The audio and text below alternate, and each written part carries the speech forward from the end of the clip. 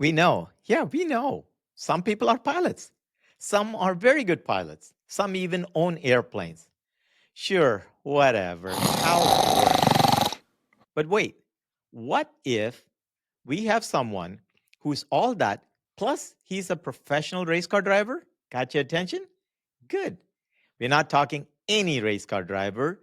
We have someone here who is an Indianapolis 500 champion, an ex Formula One driver, and somebody who has won the world famous Rolex 24-hour race and the Baja 1000 rally car race. And he's a current IndyCar driver. Got excited? Yay, us too. So fasten your seatbelts, put your seat in the upright and locked position, and get ready for a thrilling ride through the speedways and the airways. This is aviation, intrigue. Welcome back to the channel, everyone. We are thrilled and honored to have with us here Alexander Rossi. If you follow open wheel racing, you know the name Alexander Rossi. He has won the Indianapolis 500, he has won the Rolex 24, he has won the Baja 1000, and many more races. But I bet you don't know that he's also an avid aviator. And we're going to get into it a lot. And we're going to talk about his airplane ownership and a couple of more interesting facts that you probably don't know about. Alex, we know it's very busy racing season that's starting, so we really appreciate you taking your time to be with us. Yeah, no problem. Thank you so much for the invite. And yeah, it's I do quite a few of these kind of interview type things, but very rarely do I get to talk about airplanes. So this is exciting for me as well. So appreciate the invite.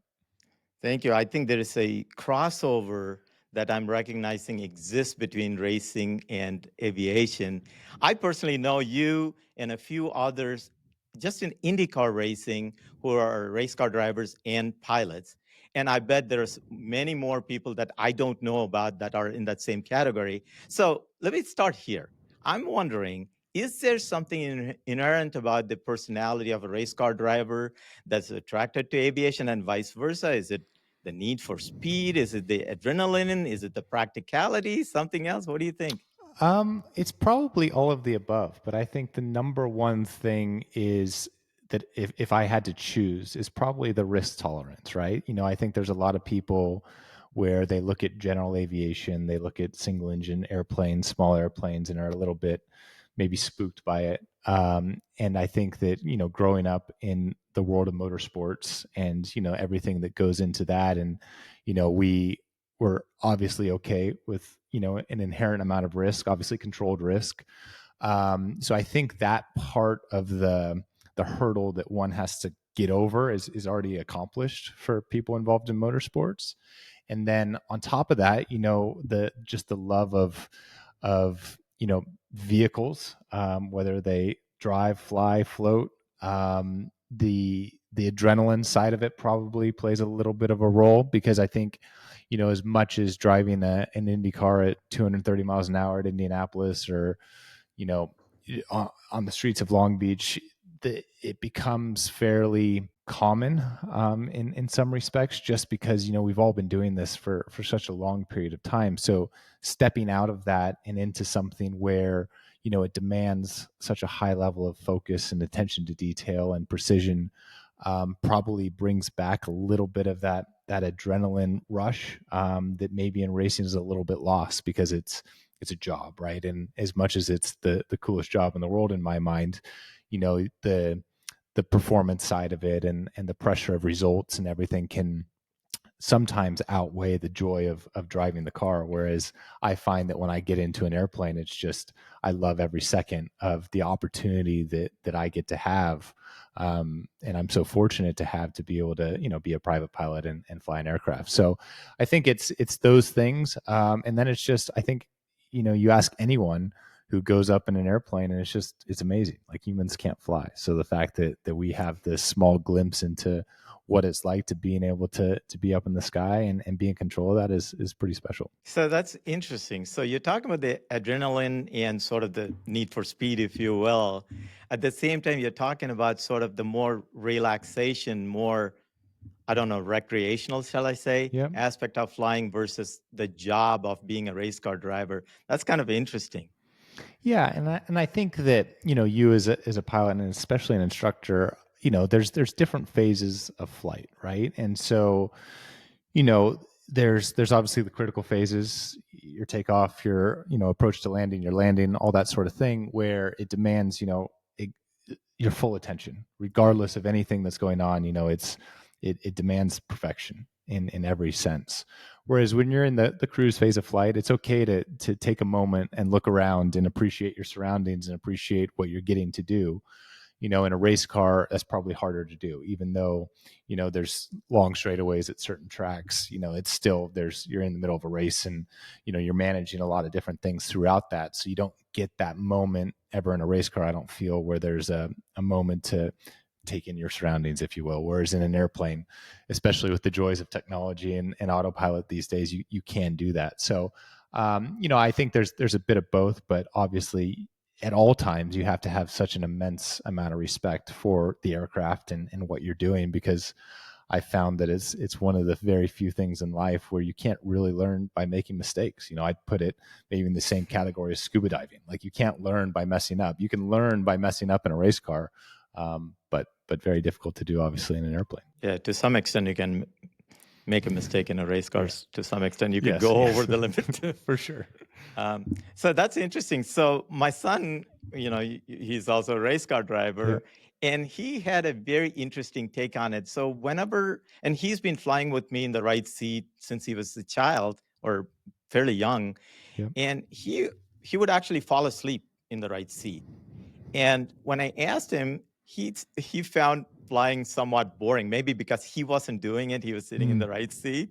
So do you see that as a race car driver who's in the quote left seat as a pilot versus a passenger? I don't know that I've ever been bored in the left seat, but I certainly can see why you would be if there wasn't, radio calls to manage, if there wasn't, fuel to manage, if you weren't paying attention to the weather, if there wasn't all of the factors that you need to acknowledge and take into consideration. Yes, I would be incredibly bored. Like my wife is the same. She falls asleep, and she doesn't even sit in the right seat. She sits in the back and watches Netflix with the dogs and falls asleep. When I fly with my co-pilot / partner in the airplane / boss, Ed Carpenter, he also dozes off because he's bored and doesn't have anything to do in the right seat. So I think I get it. It's a very soothing kind of, constant noise up there. There's not a lot happening, thankfully. So yeah, I can see how you could doze off, but certainly from the left side, I've never gotten to that point. Yeah. So, I mean, my son, he would be in the right seat. Usually he would fall asleep before I start taxiing. Wow. And he'll wake up after I park the airplane. Yeah. I always took it as a badge of It's a honor, big compliment. saying that Yeah. means I must have landed it just fine. For sure. That's a great compliment. A lot of trust there. So that's kind of interesting. I think that because there is a relaxation aspect, at the same time, there's a respect aspect.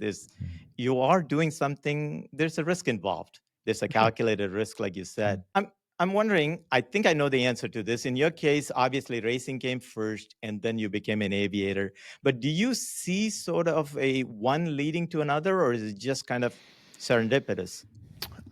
It's pretty serendipitous. I think, I've always had a passion for airplanes since I was a kid.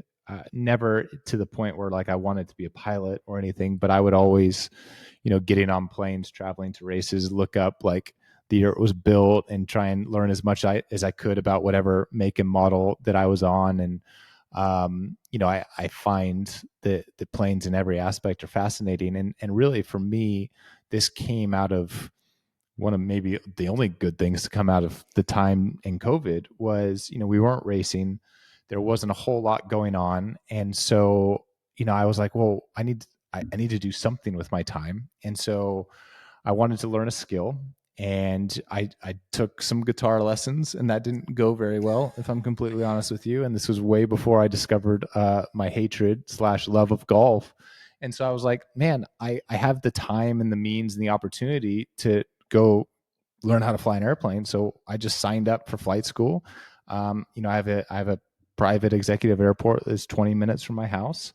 And after the first flight, I was hooked. I loved everything about it. I loved not only the flying side of it, but learning everything that goes into what it takes to be a pilot and to be a safe pilot and a good pilot. And from there, it kind of just snowballed. And here we are pretty much 5 years later. And, I've just crossed, I crossed maybe 4 or 5 months ago the 500-hour mark, and I own an airplane. And it's a very convenient way for me to get to races. It's very convenient also for my personal life because my father lives in Nashville. So that's a hour and a half, hour, 40-minute flight from Indianapolis.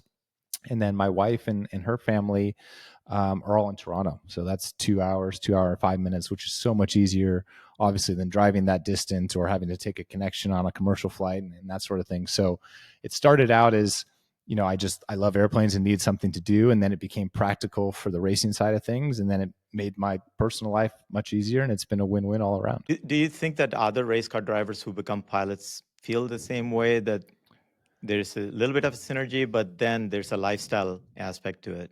I would assume so, yeah, because I believe most of the people that fly. So Roma comes to mind. Nolan Siegel just got his pilot's license. A really close friend of mine who's a spotter also got his pilot's license. So I feel like it starts out as just the interest in it and like, oh, I want to try something new and it'd be cool to say that I'm a pilot. And then it's like, wow, most of the events and races that we go to are within this 500-mile radius, which is honestly perfect for, especially in the Midwest, for a single engine piston. You don't really need anything more than that. You're not flying over water. You're not flying over mountains. And it becomes fairly cost effective and incredibly practical and makes getting to and from the track so much easier. So I think you're exactly right. It starts out as kind of this is fun and cool. And then it becomes like, well, I don't know how I got to a racetrack without this. Yeah, I mean, ever since my son started racing, the racetracks are, let's face it, many of them are in the middle of nowhere. Yep. There are some racetrack like in Portland, which is right there in the city, but many of them aren't. So it's a lot more convenient to find a private airport. We just did an episode on how many airports there are in the US, and usually we find something within 15 minutes, 20 minutes off the racetrack, sometimes closer.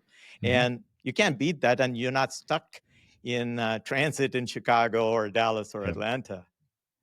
Yeah, for sure. I think it's especially for that range of flight that we're doing, max kind of 2.5 hours, 240. You're always going to be a net positive versus, having to deal with getting to the airport, obviously the security, obviously all of the potential delays that exist.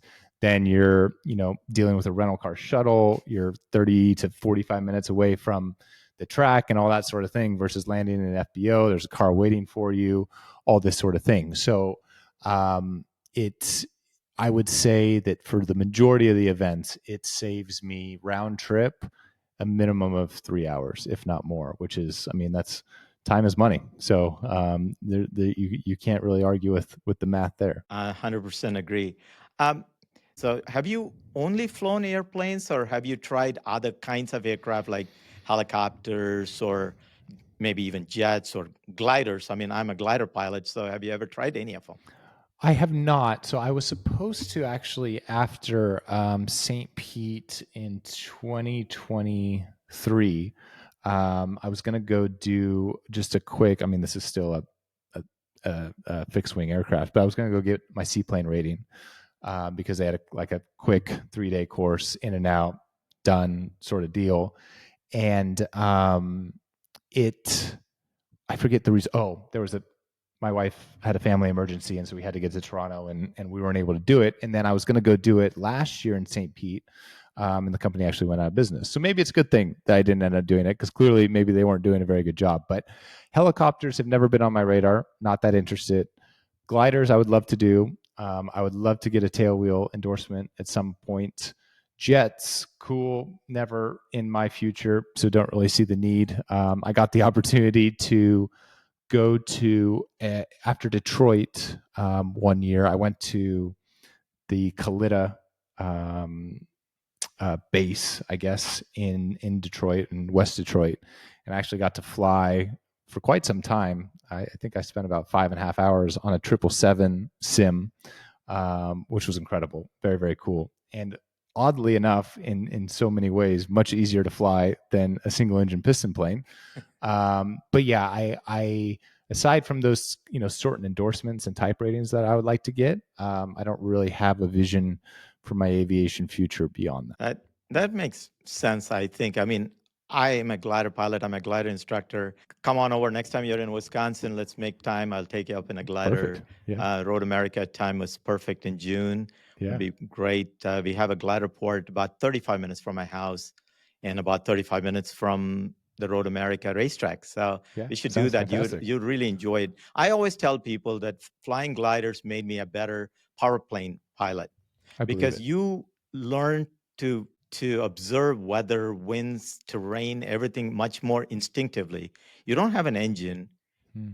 There's no such thing as go around. You have to make the landing. That means that you better be calculated. We just did a show on gliders and sailplanes, so I think you'll enjoy this. I've never flown a helicopter either, and for some reason it doesn't fancy me. Yeah. But gliders for sure. Maybe someday jets, but seaplane. I 100% agree with you. I would go Yeah. get a seaplane rating. It's just a little inconvenient living in the upper Midwest to go get that when we are frozen, Of course. Of half the course. year. Yep. Yep. But yes, I'll definitely take you up on the glider situation. I've been told that by multiple pilots and people that not only your situational awareness, but your stick and rudder skills have to be obviously to such a high level that it's going to do nothing but improve you as a pilot in your actual plane. I am very happy that I kind of took the leap and went for it, and I see it being a part of my life for, I mean, until I can't fly anymore. So it's obviously something that I enjoy doing a lot, but it's also added a whole nother level of lifestyle, I guess, and convenience that I didn't previously have.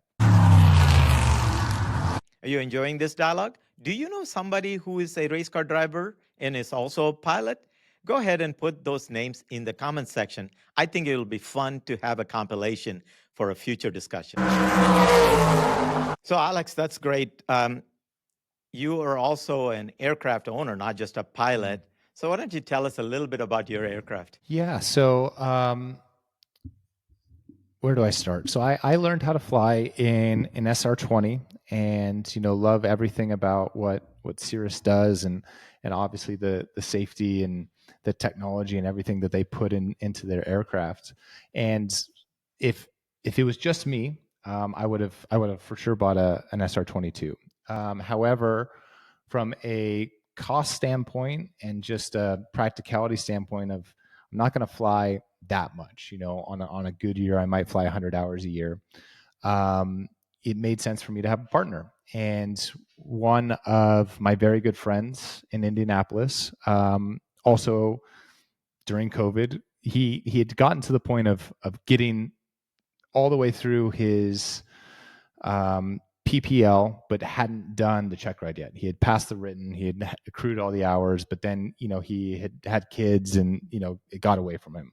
And so during COVID, he was inspired kind of by what I was doing, and went back and kind of did some takeoffs and landings, and got back to the point where he was ready to do his check ride. He did his check ride, and so we were both kind of freshly minted private pilots, got our instrument ratings. We were like, hey, we both love it. We both are traveling on the same weekends. At this time, he was a team owner for a competitor team, but we were traveling to the same places at the same time.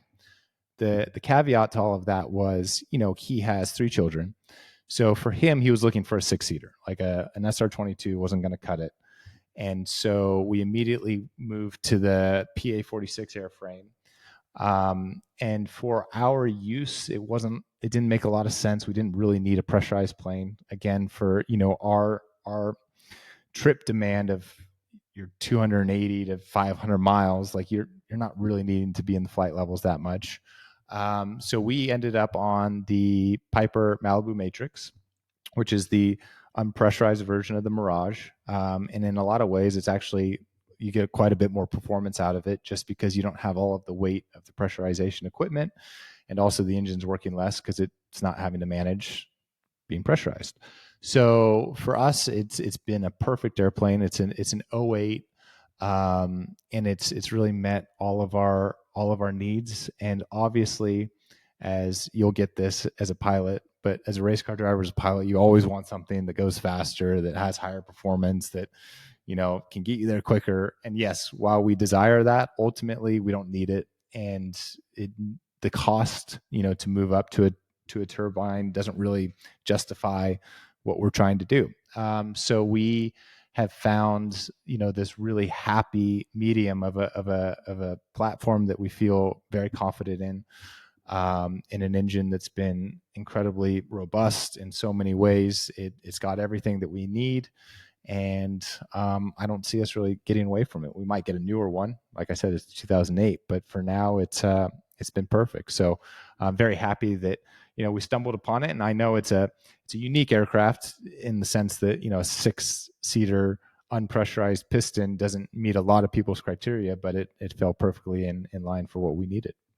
No, that's very good because I talk to a lot of new pilots or pilots who want to buy aircraft. Most of the time, I think they buy more airplane than they need because that's what everybody else does. I'm really glad to hear that you kind of looked at your mission and found something that fits. Otherwise, you just have this big car, or it's like buying a big house when it's Yeah. just you. Two of you. 99% of the time you use 2 rooms, and then Right. what? You just have to Yeah. clean the rest of the rooms. Right. And bigger planes, pressurized planes, turbocharged planes, turbine planes, they're all more expensive, more braking parts, more downtime, everything that comes with it.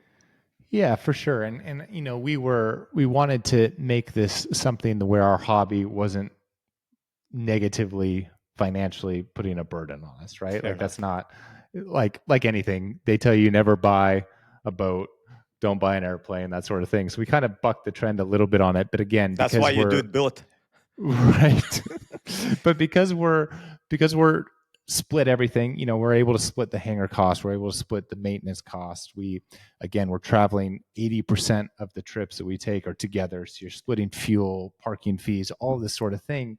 It becomes in a lot of ways incredibly practical. So I'm very fortunate. I mean, he lives also 3 minutes down the road from me, so it's become kind of a perfect case scenario. Obviously, if he wasn't involved in IndyCar and motorsports and had different travel agendas and stuff, and there was conflicts of dates, that would make this sort of situation maybe harder to justify. But the way that it works for us was absolutely perfect. So it's a pretty lucky thing that we had happen. So this may not be a very fair question to ask, but I'll ask anyway. So you have obviously your airplane is got a lot of very good technology, modern avionics, Yeah. autopilot, that kind of stuff.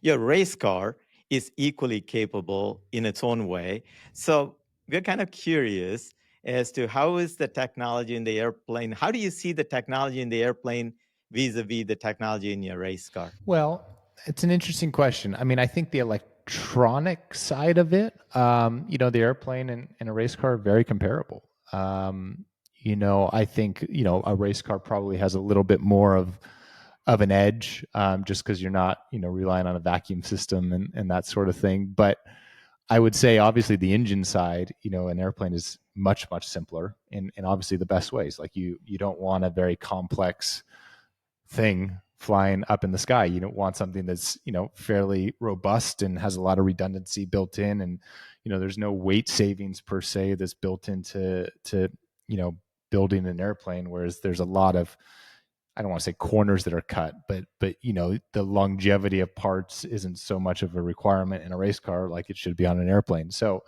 I would say a race car is still obviously more complex. But yeah, the avionics are incredible in planes these days. It makes your life much, much simpler. It probably makes you a worse pilot, but the peace of mind that it offers, and obviously the capabilities for flying in IFR conditions and taking off that sort of workload that you would otherwise have if you were hand flying, makes it a must in my mind for flying in those types of situations. So, yeah, I would say that the electronics are probably on par in a lot of ways, but the mechanical side, the race car's got the edge. So here's a question that Elaine was going to ask, but unfortunately she couldn't be here today.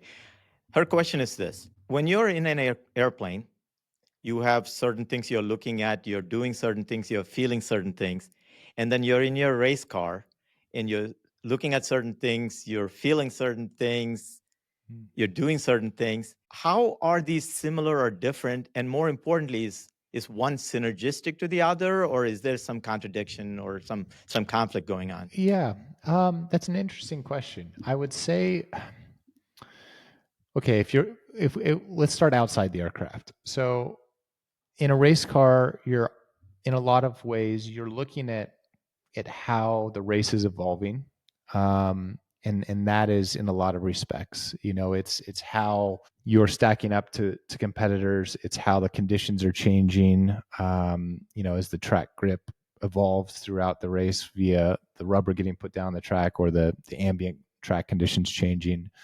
You're looking at the strategy of the race and whether you're really in a phase of the race where you're all out or you're conserving tires or fuel or that sort of thing. So I would say the similarities of outside of the race car and outside the plane, whether you're being sequenced by approach because you're flying into a very busy, class B airspace, or you're looking and managing and making decisions based on weather. You're making managing decisions based on the fuel you have remaining and that sort of thing. I would say there's a lot of things that are pretty similar. Those are all things that are happening on your kind of conscious mind, and then the subconscious or slash the autopilot is kind of dealing with the actual in the moment piloting, driving the vehicle. Whereas the stuff that you're looking at inside, I would say in a race car, it's all performance based. It's all lap time based, tire temperature based, fuel burn based, how much overtake you have left. Nowadays in IndyCar, it's managing the hybrid system. So, where you're at in terms of state of charge and your regeneration and deploying throughout the lap. So it's all based on optimizing performance. Whereas in the plane, in a lot of ways, it's based on optimizing reliability. So, Okay. I don't look at an engine gauge in a race car. Whereas on an airplane, you're very closely managing, cylinder head temps, exhaust gas temps, turbo inlet temperature, that sort of thing, because you're not necessarily because you're scared you're going to fall out of the sky, but it's something that you own and you don't want to pay a bill for it. So you're trying to, make sure that you treat it very nicely. Whereas on in a race car, you're doing the opposite. You're not really trying to treat that nicely. You're every single gear shift, you're taking it to the red line, that sort of thing. Whereas, an airplane, as soon as you're kind of past your decision altitude on takeoff, you're kind of pulling the power back and you're trying to manage things nicely. So, like I said, outside the race car or outside the cockpit of both, it's pretty similar. Inside, one is very much all about performance. The other one's about reliability and making sure you don't cost yourself a big check when you land. I think that's an interesting point. So in a race car, you're always driving it to the limit, or at least that's how you get speed. That's how you go faster than the other racers. Whereas in an airplane, it's a little different. And of course, the reliability is a big factor. If you take off, landing is not an option anymore. You must land. Yes. So you have to be a little bit more gingerly with that. But what about where you're looking? In a race car, there are other fast cars that are going. Some know what they're doing, maybe some don't, and you have to meander through winding corners, maybe concrete walls, etc. So your eyes are focused on different places.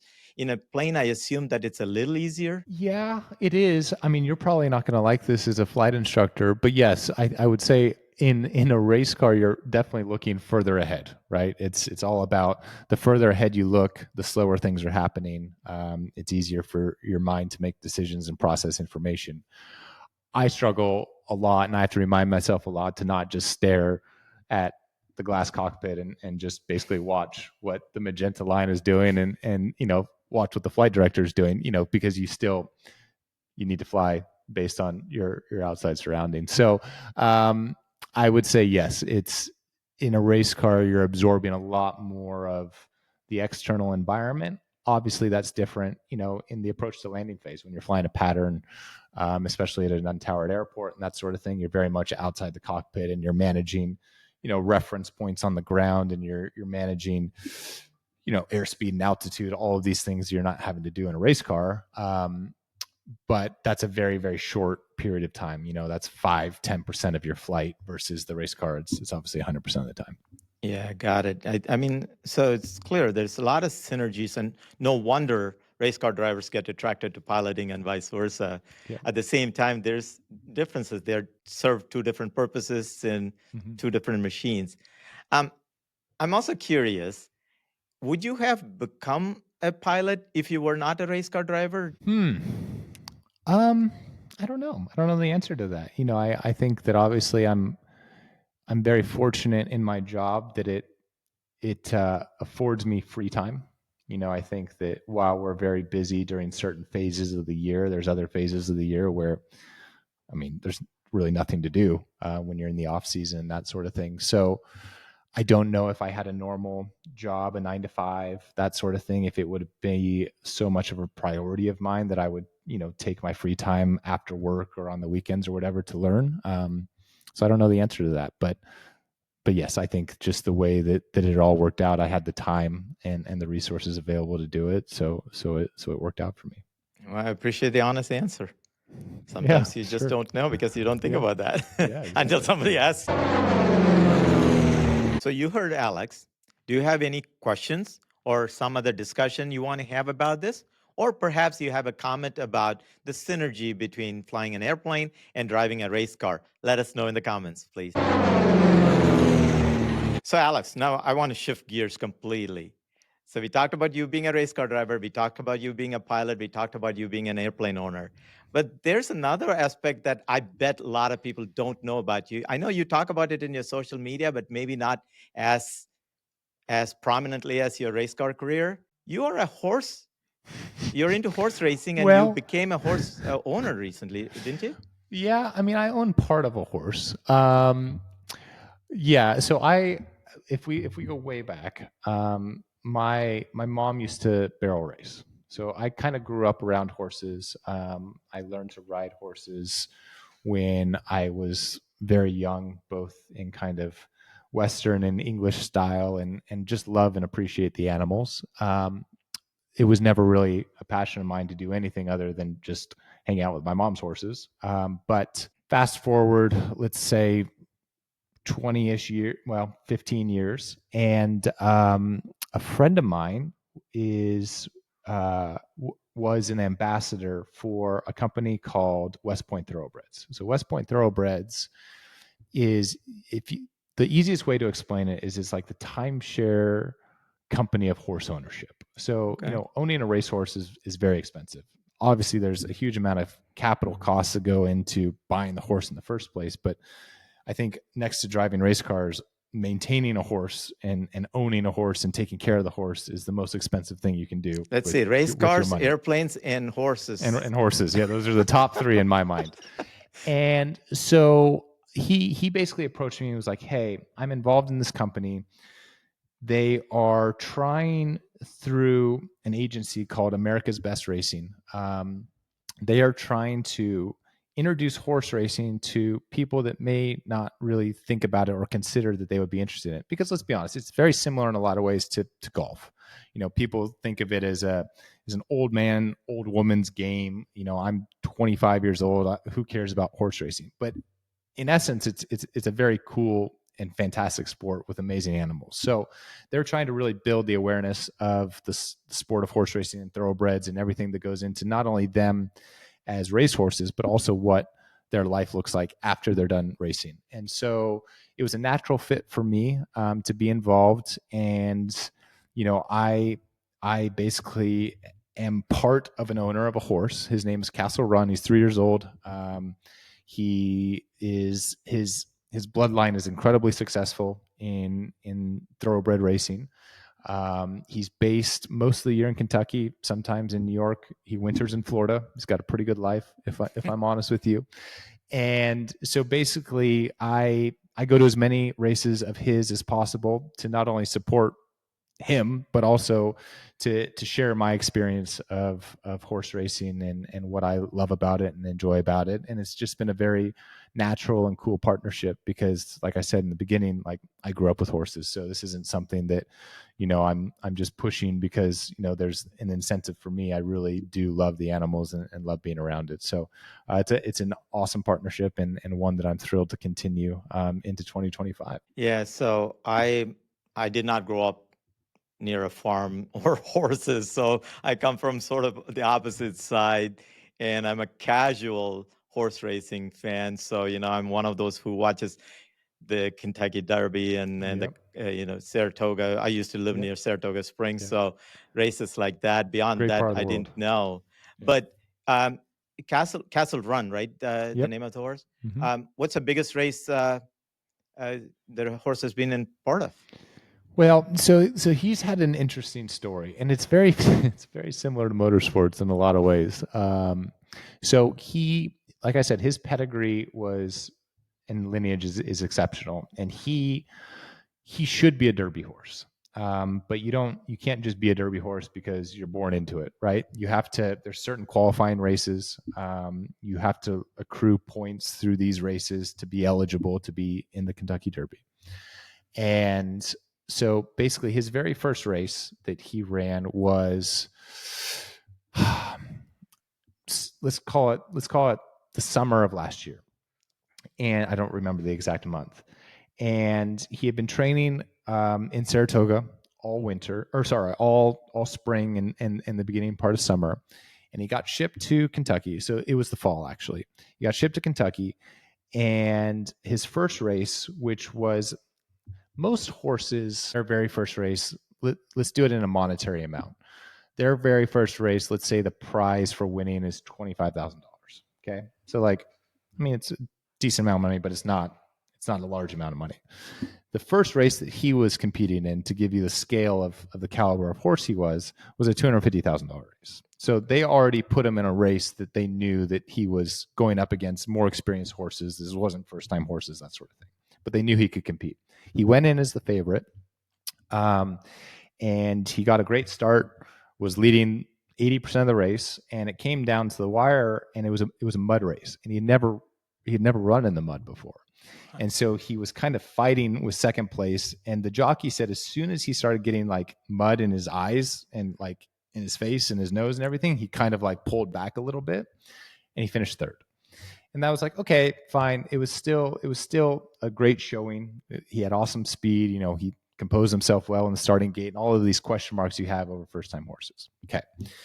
So 6 weeks later, 7 weeks later, it was his time to go again. And it was like, all right, he needs to win this one because like time's ticking for him to start qualifying for the Derby in the future. Maybe not 2025, but certainly 2026. And so again, he went in as I think the second favorite. And it was another unlucky situation. So he drew the inside post line, which is, not optimum, but it's fine. The third horse in threw the jockey. So the jockey came off the horse and there was this massive scramble. The two horses inside, unfortunately, Castle Run was one of them, got like held up because there was a frantic and the horses were reacting and all this sort of thing. And so all of the horses to the outside won the race. Like horses that shouldn't even have been considered to win won the race. Okay, that's an unlucky situation. Like, man, he really needs to get a break. Then in training, horses don't have Achilles heels, but they have what's called a suspensory ligament in their rear leg, and he tore that. So that was like 3 months of downtime. So now here we are in March, and he's preparing to run again this spring in Keeneland in Lexington, Kentucky. And it's kind of make or break time for him. So he's a 3-year-old horse. He hasn't really accrued any points yet that he needs to. And so now is his year, like 2025. He really needs to basically win 3 out of the 5 races he competes in, maybe 4 out of the 5 races he competes in, which he's capable of doing in order to really have a huge, ceiling in the sport. If he doesn't, that's not necessarily the end of the world. There's a lot of very successful horses that never run the Derby, and they're grade 1 stakes horses. and they compete in the Breeders' Cup and Pegasus and a lot of different huge races. Obviously, Saratoga has a whole summer of racing, so they can be very, very successful without getting to the top line of horse racing. But anyways, that's his story. And like racing, like there's a lot of variables, believe it or not, that are out of your control. And even if you have the best preparation and you're the favorite to win, there's things that happen that don't allow you to meet that potential. Yeah, so I assume that like motor racing or aviation, there are coaches and instructors who can study the horse and decide on the potential, whether or not the potential is being achieved or not, and whether it's circumstantial, they can tell. Yeah, 100%. But that doesn't allow you to move to the next level. Like you have to earn that, which is again the same in racing. So his trainer is her name is Sherry DeVoe, and she's incredibly talented, and she has some of the best horses in the world in her stable. And she said repeatedly, he's a huge talent, and he just hasn't, unfortunately, that hasn't come to fruition, and it hasn't been shown yet. But I went and visited him in Florida in February, before we were testing in Sebring, and popped by, and they said that his recovery went perfectly. He's back to 100%.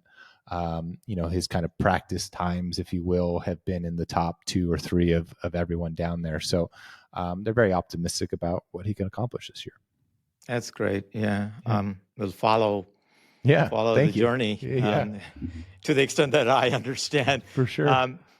The so you obviously, we talked about racing, we talked about piloting, we talked about this horse racing.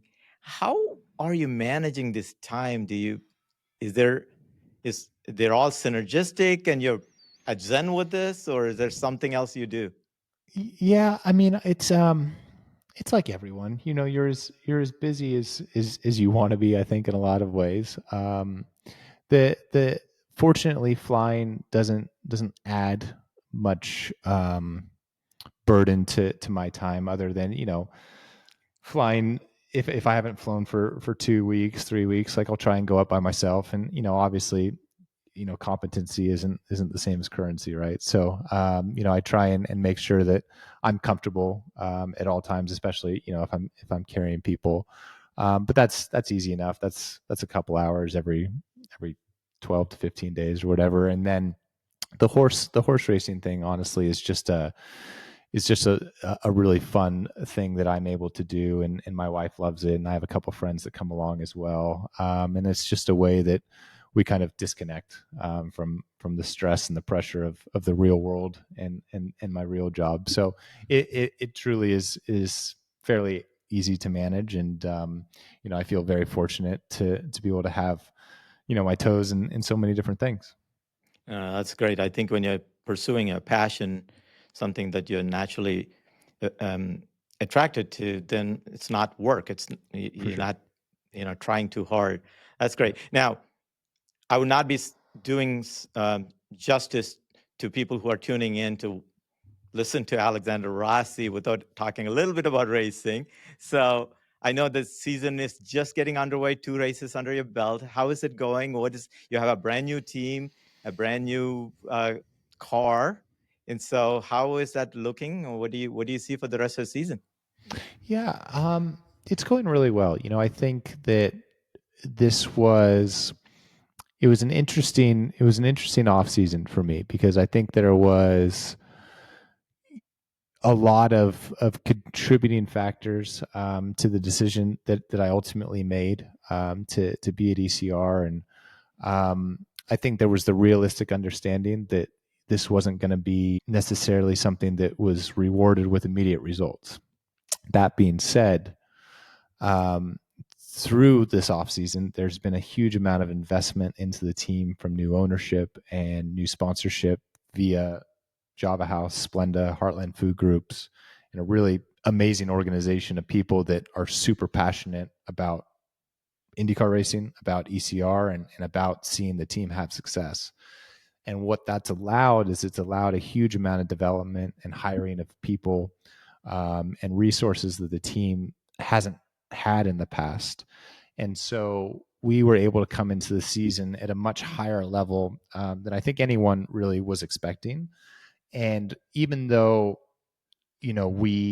we have an uphill battle to climb to get, I mean, let's face it, there's two teams in IndyCar that have won championships the past decade and a half. So we're all chasing those two teams. But I think people don't realize how really close it is between if you follow IndyCar, your Andretti's, your McLarens, your Rahals, MSR, ECR, like there's a hierarchy that's built in there, but all of those teams are one step away from being better than each other. All of us are a couple steps away from being at the Ganassi or Penske level. And so it's not going to take a lot for us to really have a year that surprises people and that is a big improvement on previous years for the team, just because, like I said, the opportunities and the resources that we have available to us now are very, very good. And so it's a slow process. Results don't come overnight in the sport, as you well know. They don't come for anything in life. But I think that, we knew that getting through the first couple of races was going to be a little bit of a challenge. And I think we've exceeded our own expectations of where we're at. And we knew that, once we get to the month of May, June, July, really into the bulk of the season, there's going to be a lot of tracks that A, suit us, and B, a lot of the off-season projects that we've had in the works are going to be able to be put on the car. There's going to be a lot of upgrades from a development standpoint, which are still kind of in the works and almost, ready to be track tested and that sort of thing. So it's a really exciting thing to be a part of. It's an amazing team. What's so cool about it is it's a small group. So, if we roll off the truck and it's not good, we're able to pivot very, very quickly. Whereas when you're with a bigger team, 3 cars, 4 cars, whatever, and a huge amount of people, you're not necessarily going to have full buy-in to change the philosophy from everyone.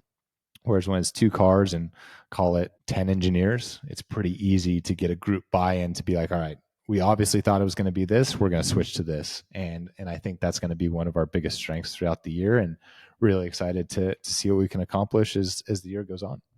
No, that's perfect. I think most people who are listening may not understand or appreciate that racing is a team sport. That maybe they think there's a race car driver and you step on the pedal and you go fast and that's it. But it is a team sport. It takes a village. Maybe it takes a bigger than a village to support, and it takes a little bit of a growth. It's an evolution. Yeah, you're right. It's such a team sport. Like, I think that people don't the drivers are, when you watch on TV, like, it's the driver, right? It's blah, blah, blah. So-and-so did this, et cetera, et cetera. But, even the smallest IndyCar teams, which are 2-car teams, they have 60 people that are there to make sure these 2 cars are competitive and have the opportunity to win a race. And the small level of detail in the engineering and the build quality and the aerodynamic side of it and the offline chassis vehicle sim development, the wind tunnel time, like, there's so much that goes into making a race car be able to compete at the top level. And that's because ultimately the difference between the best and the worst, we're talking about a second, maybe a second and a half, right? And that's if you think about that in the terms of, like, the scope of life, first to worst is a second. Like, it's not a lot of time you're talking about. So to close that gap, you're dealing with tolerances and margins that are so small. And so you need very, very smart people who have complete and total buy-in to what they're trying to accomplish in every aspect of their job in order to make that happen. And likewise from the driver, you can be the best driver in the world and not have a team, and you're not going to win anything. You can be the best team in the world and not have a driver and not win anything. Like, it like you said, it takes a village. And that's why the sport is so challenging. It's why, I like to compare it to ball sports. If you're a baseball fan or a football fan, basketball fan, if your team has a 500 season, it's not good. Like, you might sneak into the playoffs, but it's not very good. There's no race car driver, minus, Formula One's a different situation. There's no race car driver in NASCAR, in IMSA, in IndyCar that's winning half the races. It's impossible. So I think you lose a lot more than you win. And in order to to be successful in this sport, you got to find the motivation from losing more than you can from winning, which is hard for some people. Yeah, I think that also dovetails really nicely to something you said earlier about driving this car at limit all the time. And that's how you're trying to eke out that tenth of a second, half a tenth of a second, that's where the difference is between the guy who finished first and the guy who finished last. Many of you who are watching are not subscribed, so please take the time to go and subscribe, follow, and hit the like button. We would really appreciate it.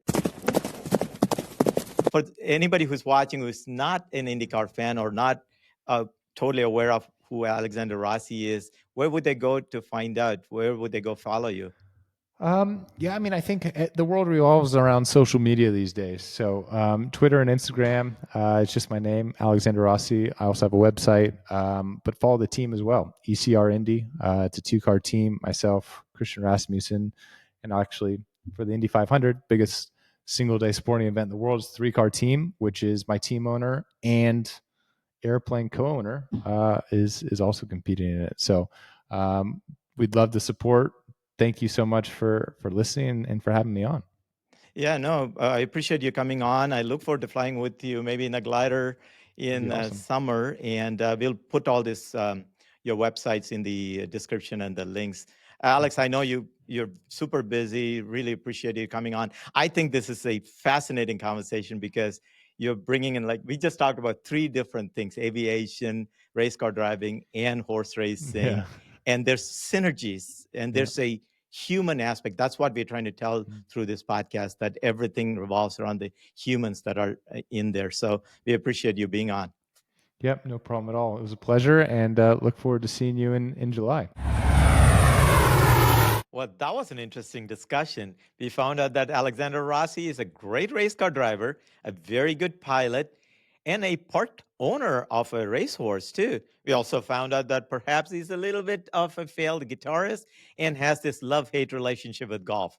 That was a lot of exciting thing to learn about. So that means that we are going to have more race car driver and pilots in the future episodes. So make sure to follow and stay tuned. Speaking of the future, we have a very interesting and a different topic lined up for you for next time. So definitely you should tune in. In fact, go ahead and bring some friends over. The more the merrier. And don't forget to hit the like button, subscribe, and follow. Now go ahead and store your luggage, lock your tray tables because we are clear to land.